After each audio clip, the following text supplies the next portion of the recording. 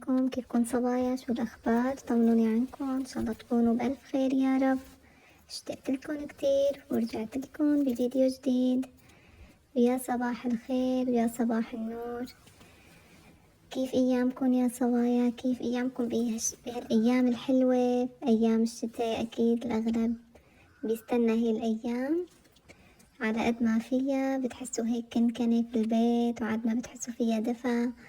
عن جد هاي الأيام كتير أنا بحبها، مع إني بحب الصيف أكتر، بس بشعر بهاي الأيام فيها هيك شي يعني من الراحة النفسية سبحان الله، يلي أغلبنا يعني بيحتاجها وبيحبها. وهلأ هيك مثل ما شايفين عم بحضر فطور لأولادي. هون كان يوم عطلة عندهم، فأنا بيوم العطلة بحب أعملهم شي جديد بعيد عن السندويشات أو عن هيك شفت المدرسة لانش بوكس وهيك قصص. فعملت لهم هيك فطور كتير حلو وخفيف وبشجعن إنه ياكلوا وبيحبوا. سبحان الله الأطفال بيحبوا الشي الجديد، بيحبوا هيك أشياء. فهيك عملت لهم فطور خفيف، وأنا عملت إلي كمان هذا الصحن. فطلعت هيك على الحديقة أكلت صحني، وبعدين هيك فتت لجوا لحتى بقى نكمل باقي شغلات اللي عندي. بتعرفوا هلأ بقى من بعد واحد ما يفطر بكون عنده شغلات بده يشتغلها بالبيت طبعا. وهلأ اجي دور فرجيكم المشتريات اللي اشتريتها هلأ على دخول الشتاء. يعني بتعرفوا ما لازم كل واحد يشتري شي. فهي كانت قطعة كتير هيك ماما جاي على بالها تجيبها. طلعوا عرفتوها لقسوا هاي بتجي للسلات، يعني بتجي مقاسات، بتجي 4 سلات أو 3 أو أكتر حسب ما انتو بدكم. بتجي هاي بتحطوا فيها بصل، توم، بطاطا أو أي شغلات بدكم هي للمطبخ. هاي القطعة كتير كتير حلوة، وهلأ كتير دارجة. طلعوا قديه كمان استعمالها سهل. يعني شوفوا مجرد انكم بتفتحوها حتى تجيبوا منها شي، فبتعملوا هيك. شوفوا طلعت عندي السلة، بتاخدوا اللي بدكم اياه وبترجعوها ما قلت لكم. وهي كمان هون شوفوا كيف إلها دواليب. هاي الدواليب تسهل عليكم انكم تحركوها. شوفوا هيك وين ما بدكم بتاخدوها بالمطبخ بتحطوها انتو. ايه وفي قطعة تانية رح فرجيكم عليها كمان اشتريناها. حبيت هيك افتحهم معكم حتى تشوفون. يعني ممكن انكم تكونوا يعني بدكم هيك قطع ما عم بتلاقوها، فبحب افتح معكم هيك قطع لحتى تشوفون اذا لازمكم هيك شي تجيبوا. طلعوا هاي مساحة جبناها للشتوية مشان المسح الأراضي أو مسح يعني مسح الأراضي. بتعرفوا انتو هلا لازم تجي عنا هاي القطعة هون بتتركب هيك. شوفوا هيك برم هيك تمام. وبتجي عندي هاي القطعة الثالثة كمان تحطوها هون كمان بتبرموها. طلعوا قديش حلوة وقديش سهلة. شوفوا انتو هلا هون بعدين بتغسلوها بالمي لهي. كيف بدكم تنشفوا؟ بتعملوا هيك. شوفوا هيك بتأدي لحتى تنشف المي من الخرقة. تمام. شوفوا هيك بتعملوها هيك نشفت عنا. بس تنشفت ترفعوها هيك بتنزلوا هيك وتمسحوا مثلا هيك. شوفوا عنا هون على الحصيرة مثلا. شوفوا هيك تمسحوها او على الارض كمان بتصير هيك. بترجعوا وقتها بدكم تغسلوها تعملوها هيك. شفتوا كيف تغسلوها؟ طلع صار معكم بكل سهولة. طلعوا لي كمان هالقطعة قديش يعني حلوة ومفيدة. ايه وهدول القطعتين جبناهن للمطبخ هلا حاليا على دخول الشتاء ان شاء الله. اعطوني انتو رأيكم، عجبوكم ولا كيف؟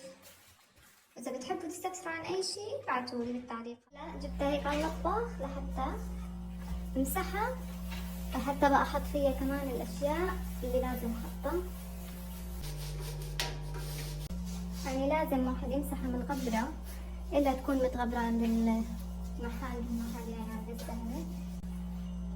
هلا هون أنا عندي آخر طبقة رح أحطلها جريدة. ليش؟ لأنه بتعرف البصل والثوم بيهر قد ما نظفناه، فرح أحاول أحطلها هيك للأفضل. ايه وراح احط فيها البصل.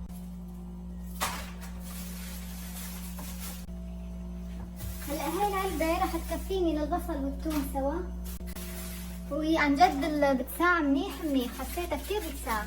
ثانية راح احط فيها بطاطا. هلا هون بكون بدي احط فيها بطاطا، بس للاسف ما عنا. تقلي هلا الماما انه ما عنا بطاطا، معناتها ان شاء الله بس جبنه راح احط فيها بطاطا. راح اتركها هلا فاضيه، راح طبق الشغلات الثانيه فيها وفرجيكم بالاخير كيف صارت. هلا هون عبيت هاي الثانيه، عنا هيك شغلات مثلا مثل فانيلا كمبودر، او مثلا متة بتزيد بالعلبه حطيتها. ايه وهي مثل هدول بنحطهم هون، راح احطهم. كمان فيكم تستعملوها غير الخضره، نحن جبناها عدة شغلات يعني. مثل هون الشعيرية كمان عندي زيادة، بعد العلبة بزيد عندي كمان بحطها هون. يا حذركم اليوم ايش رح تكون غدانا. شو هي يا حذركم؟ اللي بيعرفها يكتب لي بالتعليقات. طلعوا هدول بقولوا لي بيوات يعني. شوفوا أطولة عن جد، يمكن طول الوحدة متر أو أكتر ما بعرف.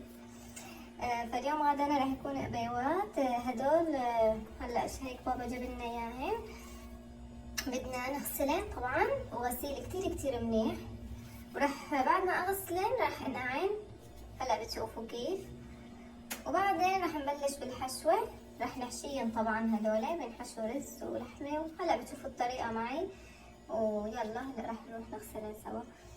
وهلا جيت لاغسلها. هلا هن نضاف كتير، عرفتوا يعني بنجيبها نضاف ما فيهن شي ابدا. فبس واحد الا بده يغسلن شوي.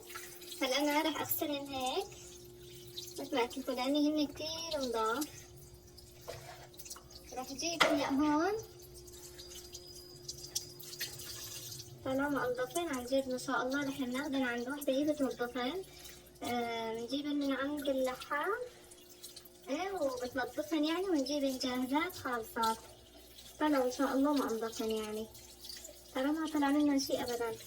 ايه وراح احطن هلا هون كلياتن بالهذا الجار لحتى انقعن. هلا راح ابدي علي المي اغمرن كلياتن هيك. هيك بكفي. فهون انا عندي هذا خل ابيض. هذا الخل كتير بيروح بيقتل الجراثيم وبيروح الزنخة. فراح احط منه انا مقدار هذا غطا القنينة مرتين راح احط منه. وهلا بعد ما حطيت الخل راح احط معلقة كبيرة من الملح. راح احركن هيك شوي، وراح اتركن تقريبا يعني من 3 ساعات ل5 ساعات راح انقعن. احسن كل ما نقعتوهن اكتر احسن يعني، مشان تنقتل فيهم الجراثيم وتروح. وهلا راح جهز حشوة القبيوات. راح احط 3 كاسات مبز بكفوني. قلت لكم الكمية عندي ما هي كتير كبيرة يعني، كتيرة.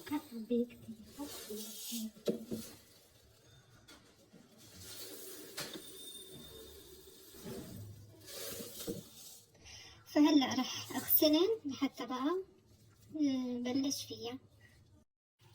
هلا راح اغسله هسه الرز.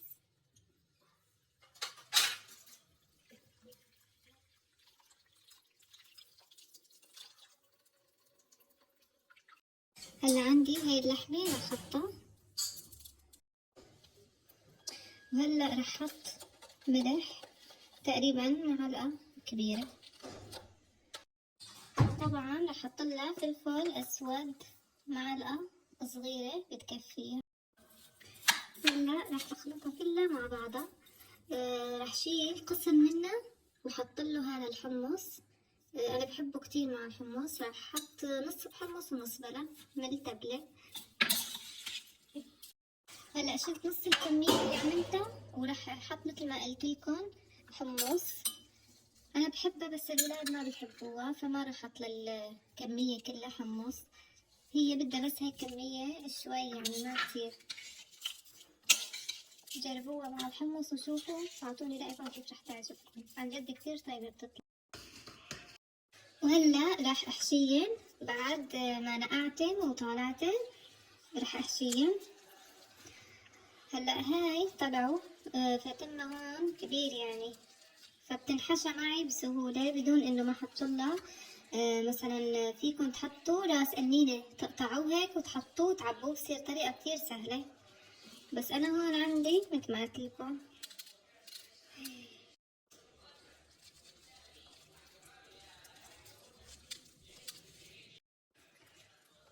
شوفوا بتنحشى معي هيك بكل سهولة، مثل كأني عم بحشي يعني محشي مثلا. هلا بحاول اني وزعها عليها، وما لازم انه تكون كتير كتير مليانة عشان ما تتفلق عندي هيك وتفتح، عرفتوا كيف؟ فأنا لازم أحط فيها كمية تكون يعني مناسبة لإلها، لازم تنتبهوا على هاي النقطة، ما لازم أحشيها كتير. وبوزعها مثل ما قلت لكم، بوزعها هيك كل ما حشيتها بوزعها علي هيك وتبسطوها بإيدكم. شوفوا كيف خرب بدي. عن جد هالأكلة يا صبايا عن جد كتير كتير طيبة. مين بيحبها خبروني، مين ما بيحبها؟ لا في عالم كتير بيقرفوا من هي الأكلة، بس عن جد هي طيبة والله، طيبة كتير. يعني هي بدها نظافة كتير هي الأكلة، عرفتوا كيف؟ لازم يكونوا هدول كتير كتير نضاف. بس كانوا نضاف وهيك يعني عن جد كتير بتطلع طيبة ولذيذة. وهلا هيك بتوقع انه بكفي انه احشيها. شوفوا عندي اياها هيك هلا جاهزة. هلا راح اجيب انا خيط واربطها من هون ومن هون مشان ما يطلع عندي الرز وقتها بدي اطبخها. وهي الأكلة أهم شي الولاد بيحبوها، مثل ما قلت لكم خصوصي إلين كتير بتحبها، يعني عملناها على طلبة كانت كتير مشتهية عليها. هلا رح كمل بقية هدول، رح أحشيهم كلهم لحتى بقى إن شاء الله أحطها على الغاز بقى ونبلش نطبخها. وهلا جبت عندي طلعوا هذا خيط، خيطان بيض لعمكم. مثل ما قلت لكم بدي هون أنا اربطن لحتى ما يطلع عندي الحشوة لبرا. تعدون عقدتين بكفي يعني. شوفوا هيك بهذا الشكل بكفي هيك. وطبعا الميل الثاني كمان لازم اني اربطن. عن جد كتير كتير هالأكلة بسيطة وسهلة وما بدها شي. هلا خلصت وراح رتبن بقى بالطنجرة.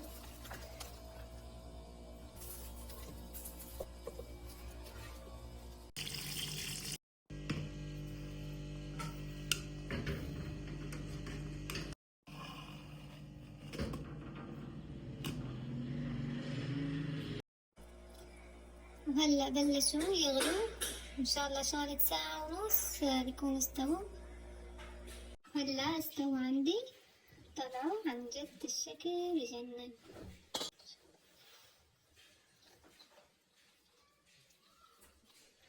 يا سلام عن جد طلعوا.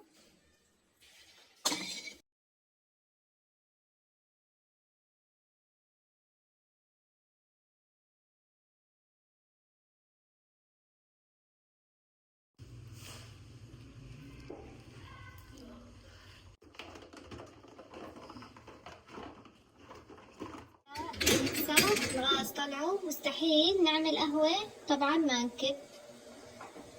رح شيل كل هدول.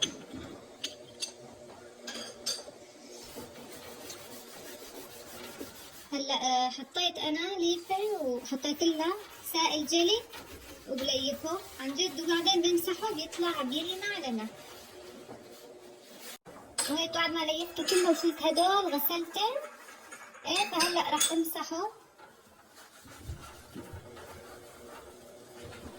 عن جد تنظيف الغاز بحسه كتير بشع، ما بعرف، ما بحب انا ابدا، اجباري يعني شغله لازم يعني نعملها ما بصير. هلا هيك خلصته كله، وهون غسلت هدول كل الروز تبعت الغاز. ايه وراح هلا حطن وهون هيك خلصت.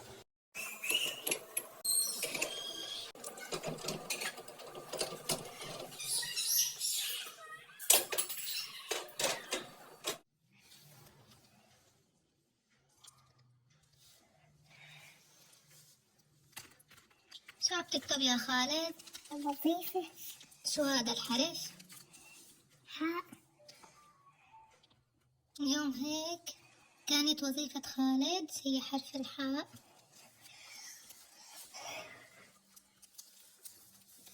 خلودة وقت ما بيجي من المدرسة شطور بكتب وظيفته ما. وهلا كنا بالسوق شفنا هدول طريقنا، هذا اسمه مشبك يعني اكيد الاغلب بيعرفوا، فجبت لنا الاولاد لاني عندي يعني كمان كتير بحبوه. هلا بلشنا شفتوا هاي اكلات شتوية بيعملوها، مين بحبه يا صبايا؟ مين ما بيحبوه؟ ايش بتسموه بمنطقتكم يعني؟ وهدول كمان بيقولوا لنا لقم، بيجوا نفسها بس انه شكل دوائر. بلشنا بالاكلات الشتوية.